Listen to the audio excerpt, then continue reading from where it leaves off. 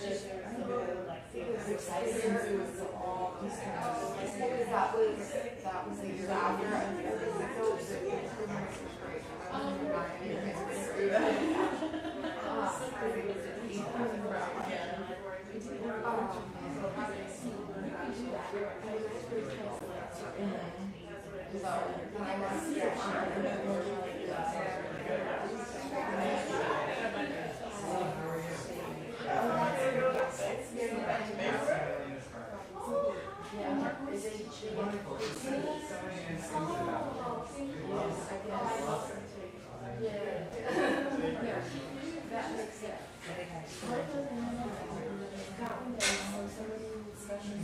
It's nice to meet you, Bill.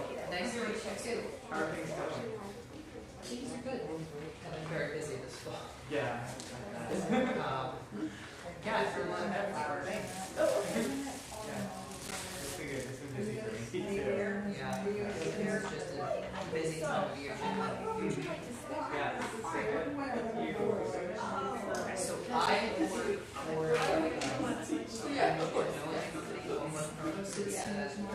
startup before here. The company has been around since before last year. We have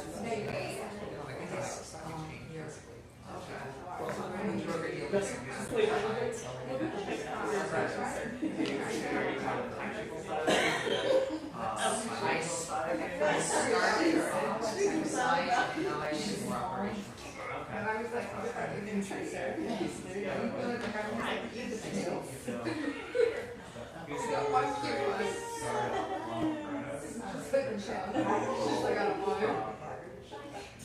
Yes, we have it's an iconic song. And I was like, well, that's what I'm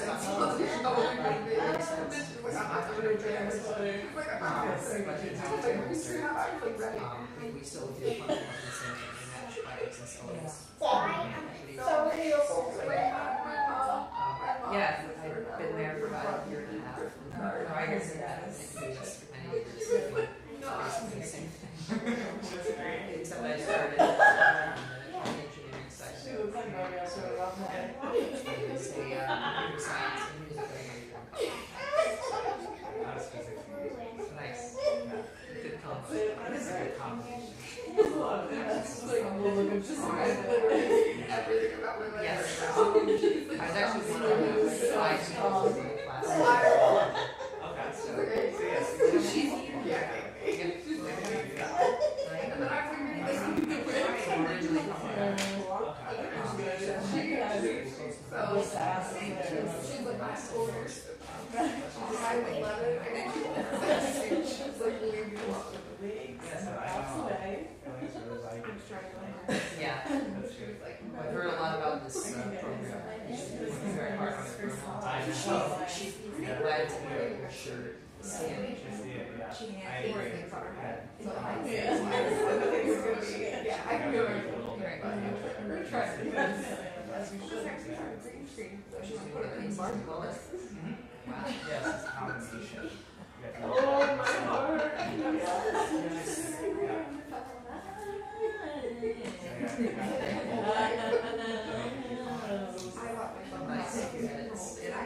Suggestions. But friendly suggestions. But it's really interesting. Like, you know, I do a lot of research stuff, but when you go from field to field, like, there's a lot of differences.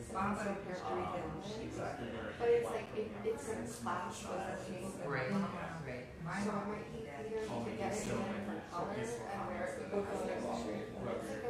It's like just yeah. Definitely looking forward to sitting as I was telling Elaina, I've never heard any 19th century Ukrainian music, but I'm a big fan of 19th century music in general. So it's going to be nice to expand my cultural horizons. Yeah, definitely. I agree. It's really good. I'm also excited to hear her sing. We met through a mutual acquaintance who knew about Elaina's singing. So She does it very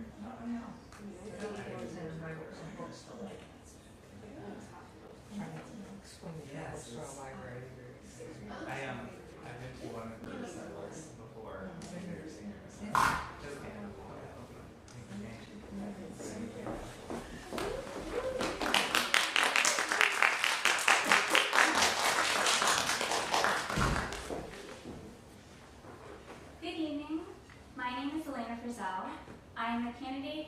Master's in Music degree with a concentration in music education at William Patterson University. I would like to welcome and thank each of you for attending my lecture recital, Ukrainian Symbolism in Mykola Lysenko's art song and Taras Shevchenko's poetry. Ukraine is a nation that possesses a rich and intricate culture that is deeply rooted in faith and love for the arts and music. Praying, singing, dancing, writing, performing, and creating are all integral activities in daily life that date back centuries in Ukrainian history. Ukrainians are known globally for their expertise in folk art, poetry, and music literature, both sacred and secular. Unfortunately, Ukraine has long suffered a history of needing to defend itself as a free and democratic country. Despite enduring relentless attempts for their culture to be erased, Ukrainian people proudly continue to celebrate their unique style and ethnicity through their strong religious beliefs, musical expression, and artistic traditions. This evening, I would like to share the works of two of the most important protectors of Ukrainian culture. And they are Mykola Lysenko, who's a composer and known as the father of Ukrainian music, and Taras Shevchenko, Ukraine's most beloved poet. If you are a music ed major who is viewing out there, or if you're an elementary music teacher, you are probably familiar with the Kodály method, and I like to think of Mykola Lysenko as the Ukrainian Kodály. So he traveled and collected, transcribed Ukrainian folk songs to preserve his culture. This was a huge deal because Ukrainian language was oppressed and forbidden to be printed. This didn't stop Lysenko's work. If anything, it fueled the fire for his life's work to protect and promote Ukrainian music. He wrote 133 Ukrainian art songs, instrumental works, and his famous Ukrainian opera, Taras Bulba, which he didn't even get to live to see because he was so adamant that it would be staged and performed only in the Ukrainian language. Lysenko completely idolized Taras Shevchenko, the Ukrainian nationalist and poet. The art songs I will sing tonight are exclusively Taras Shevchenko's poetry, set to Mykola Lysenko's music. There are two key resources in this project. The first one was Taras Kalenko's dissertation, Ethnic Identity, Music, and Politics in 19th Century Ukraine, The World of Mykola Lysenko. And the second one, which is really important to me, was the Ukrainian Art Song Project. When the war broke out 2 years ago, I was devastated for the people of Ukraine, especially being half Ukrainian. And I really thought, what can I do to help? I'm not political, I don't speak the language, I don't have a lot of connections that way. And then I thought, in a small way, I would like to dedicate this recital to spreading the culture and music of Ukraine. So the Art Song Project has two websites. This is perfect for people who want to sing at the university level. They are ukrainianartsong.art and ukrainianartsong.com. Both provide transliteration, so if you can't read Ukrainian, that's okay, they have it. They have recordings, they have the music, all public domain, because their mission is for people to sing in Ukrainian music. I was very fortunate that I was able to have a consultation with Dr. Melanie Turgeon. She is one of the main people involved in the Ukrainian Art Song Project. She's the co-director of the Summer Institute and director of choral activities at King's University in Edmonton, Alberta. So I asked her, what makes something Ukrainian? What makes a song sound Ukrainian? And she said the text. Make sure that you sing something with Taras Shevchenko's poetry. So check that. So we did that. And then she said, really, the text will show you the Ukrainian symbolism in it. And then musically, she said melodic phrases typically go up and then they resolve downwards, a lot of times in the folk music. Modes and minor keys used often, and as you're going to hear, a lot of the music is sad because these people have been through so much, yet there's always a little lift and hope because they are so resilient. Here are the songs that I'll be singing tonight. Before I sing each song, I will identify the traditions and symbolisms of the keywords that are significant to Ukrainian culture. Then I'm going to perform each art song for you. So the first one, The Cherry Orchard. Ukrainians are brilliant storytellers. They love creating intricacy and symbolism in what might look like a very simple scene. And I find this to be very true for the cherry orchard. The setting describes a quaint village scene where the mother is taking care of her children, getting ready for supper. The workers from the field walk home after a long day to break bread with their family. The mother tries to squeeze in some lessons before her children go to sleep, yet the nightingale keeps interrupting her with the song. Eventually she gives up and the nightingale sings throughout the night. And this is important culturally because the cherry orchard is the national fruit of Ukraine. You'll find them in backyards of people in Ukraine, and you can see in the text the music. And then the plowman, puhatri. So you're going to hear a reference to the plowman. Ukraine is known for its agricultural strengths. The blue represents the sky in Ukrainians' mountains and rivers and symbolizes unlimited opportunities. The yellow, this is where the plowman comes in, represents Ukraine's wheat fields and symbolizes prosperity. The Chirnaya Tironka, the evening star, this is referenced all the time in Ukrainian culture and music.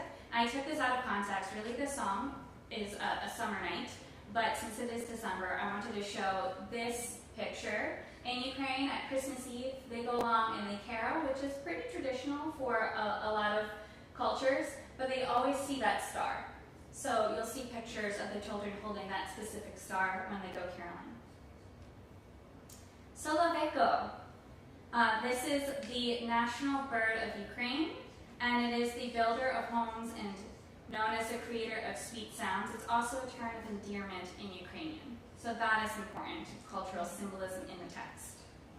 Musically, I love this because it's call and response between the piano, which is going to be the nightingale, and then the singer is a mother who is trying to teach lessons, but then ultimately decides, you know what, we'll just go to sleep and let the nightingale sing on. I hope you enjoy the cherry orchard.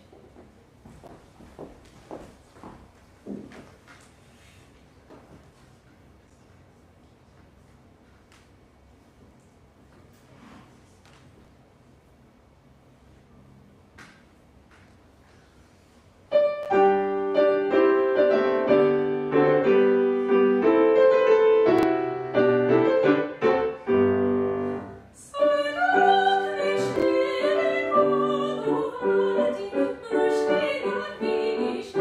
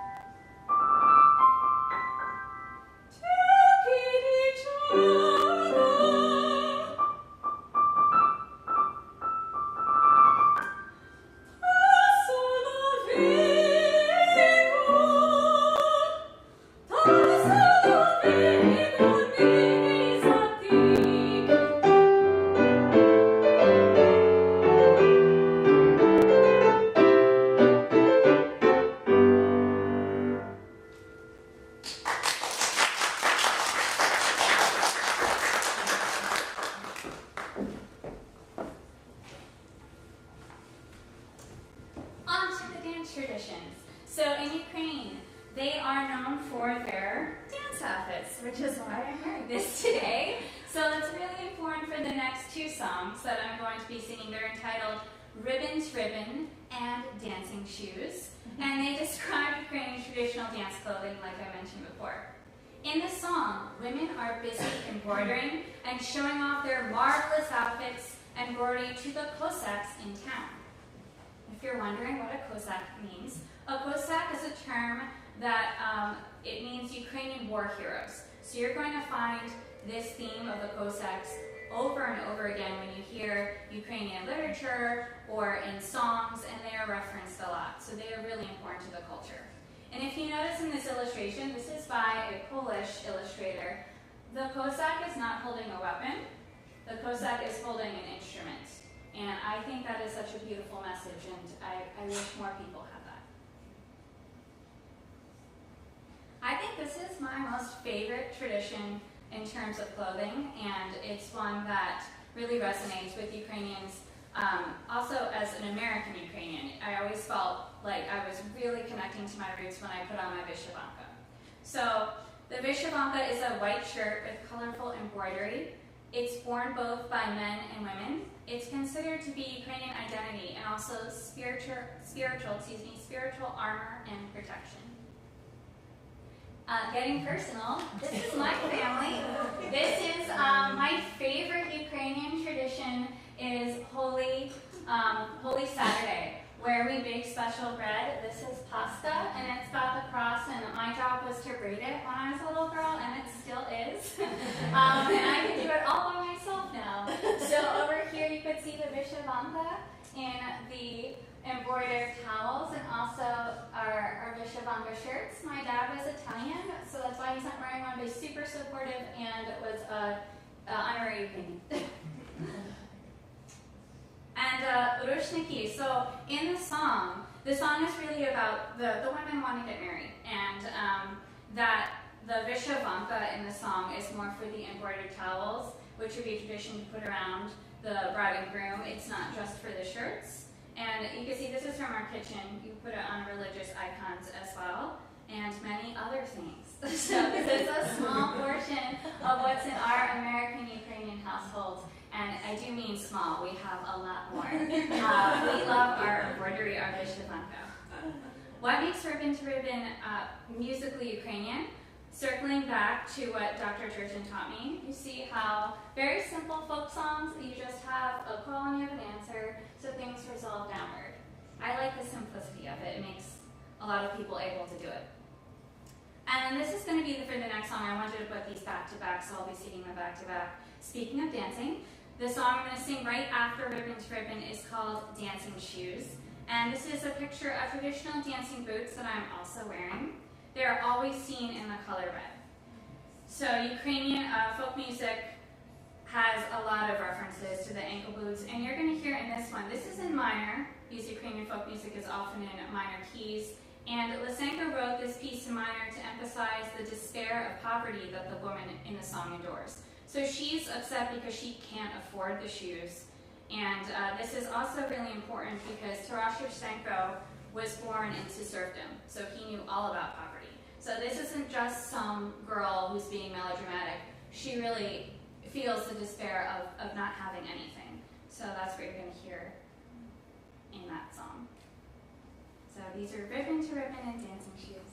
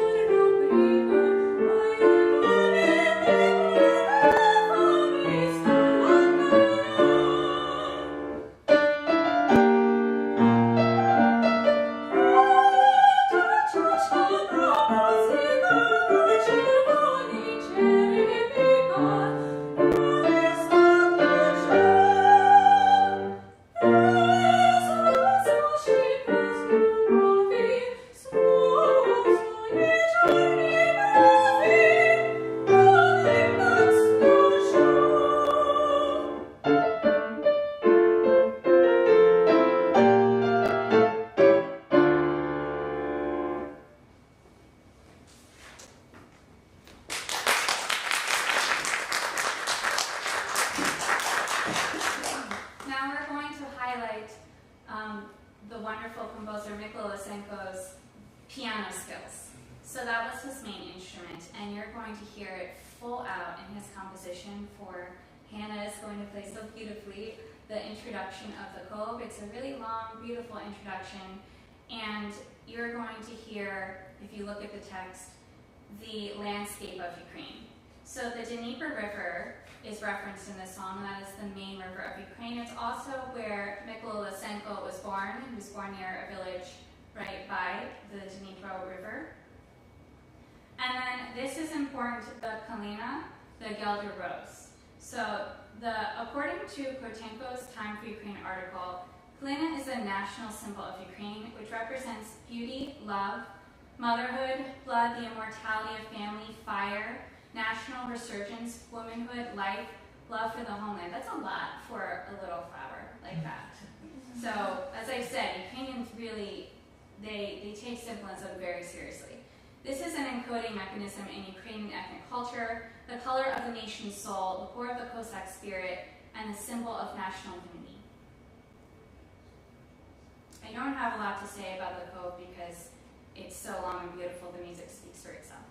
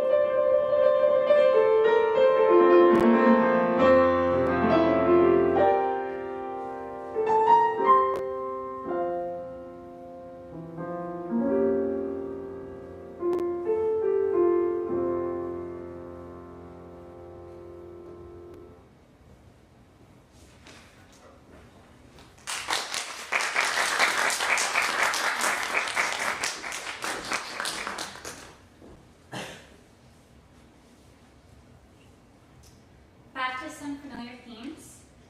Taras Shevchenko uses these poems to again highlight the themes of poverty, marital status, celebration of the Cossack war hero, and the importance of musicians to Ukrainian culture.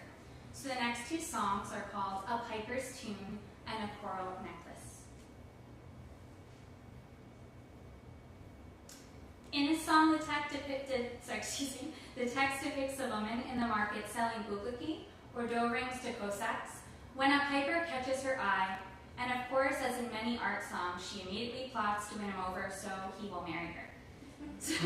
So the Dunica, the piper, is represented in here as another example of how important musicians are to Ukrainians, because I don't know many people would say, oh, go and marry a musician, but it seems to come over and over again in these songs, so I really like that. And then the Dudnica you can see here, this is a folk bagpipe, and it's made of goatskin and wood. Now, Misto, the necklace, I am not wearing a real coral necklace. The coral necklace, this is again talking about, oh, the girl is so upset, she's crying to her mother, and that's another important thing. You're going to hear themes of the mother and daughter relationship saying, Mama, Mama, I don't have an amisto. I can never go to town to see a musician, and I can never find someone who I can be with because of my status. So I looked it up, and it said even about 70 or 80 years ago, the price of a coral necklace could buy a cow. So that really was very expensive for the 19th century. So most women will wear like painted beads and or glass beads. But that again is another moment where you think, oh, she's just being melodramatic, but she's not. She's really talking about, this is difficult for me to move on in life because of my social status. And in this piece, more musicians. Toroisti Muzyki is just an example of a Ukrainian trio. So what would be popular now, like I imagine like a small jazz ensemble playing. Back then they'd have this folk ensemble that plays at village weddings, parties, and funerals. So that was really popular then. Okay, a piper's tune and a choral necklace.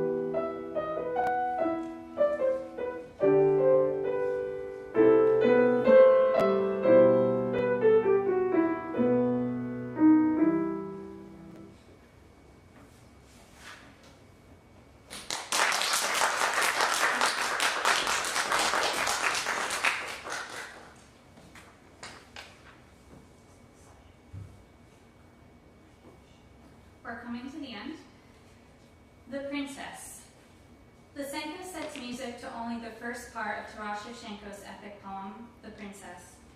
The main character is held captive and converses with the evening star for company. Nevoli translates to captivity. Taras Shevchenko was exiled and held in captivity for his Ukrainian writing, just for writing in Ukrainian. I am certain that when Shevchenko speaks of captivity in his song text, it comes from a place of personal experience. This is a photo of Shevchenko's grave, 1912.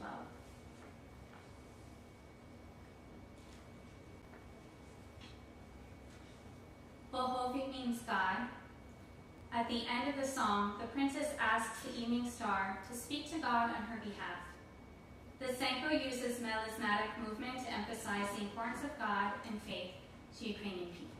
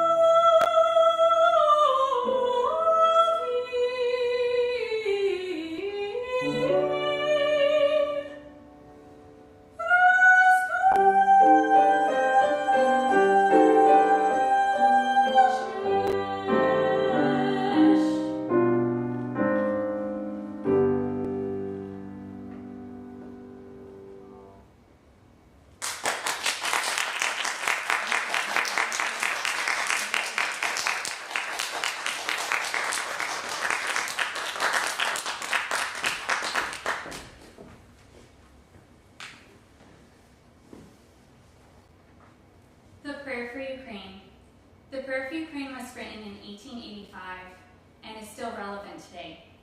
When Russia invaded Ukraine 2 years ago, this anthem was played and sung all over the world in solidarity with the Ukrainian people. I am singing it for them and hope and pray for their protection and peace every day.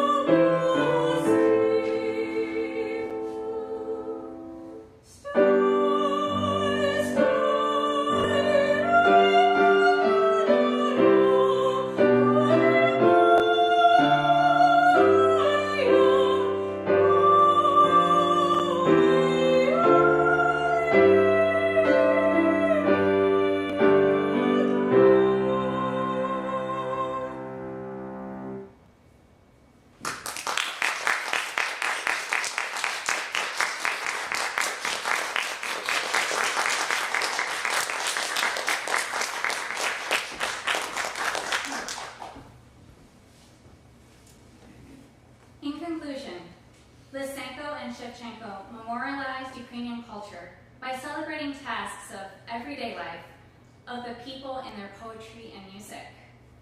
Please preserve Ukrainian culture by performing Ukrainian art songs. Your performance contribution matters. And Yakoyu, thank you. That is the end of my lecture recital. Thank you.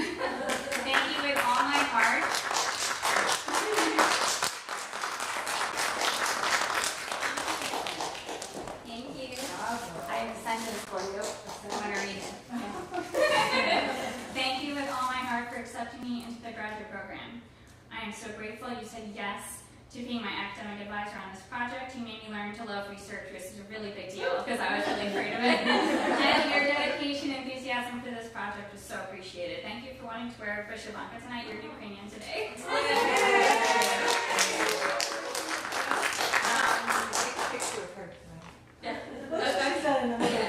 My mom is a professional photographer, so she's Dr. Timothy Newman, thank you so much for your deep insight, patience, and humor in our graduate seminar class.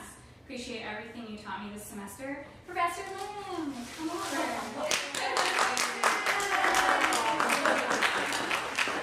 Thank you. Gratuluję. Thank you. A sentence. I am always in awe at the level of care and detail that you dedicate to every single voice lesson. It is an honor and joy to be a student in your voice studio, and thank you for guiding my vocal journey.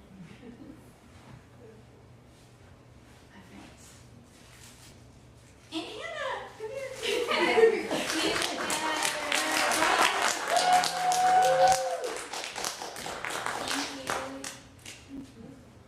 Thank you for your exquisite playing, kindness, and encouraging coaching. It has really been a gift to work with you, and I cherish our collaborative time and hope to do more in the future. You're an amazing person, musician, so thank you, Hannah. Yeah. There's just a few more, I promise. Dr. Herbert, I know you're watching. I feel like you have created such a warm vocal family home for all of us here at William Patterson. Thank you for providing such a welcoming place to learn and grow. You're the best. Yay, Dr. Herbert. Dr. McDonald, thank you for all you do as the chairperson of the music department and this opportunity to be a music education student at William Patterson. And just thank you, Dr. Melanie Turchin, for coaching me on these songs from the Ukrainian Art Song Project. And I know Genya Muzyczka is watching. I don't speak Ukrainian, so this person was really important help. Thank you for your patient diction coaching, program editing, and generous insight into our cultural customs and nuances. And for my family, thank you. It's really helpful to have a doctorate research professor in your family. So thank you to Daniel and Rachel and Anthony for always supporting me in editing and answering all my tech calls and everything. And yes. And this is my beautiful mother who inspired me in this project and for instilling faith and love in our heritage always. So I love you. Yes, God bless. Thank you for coming.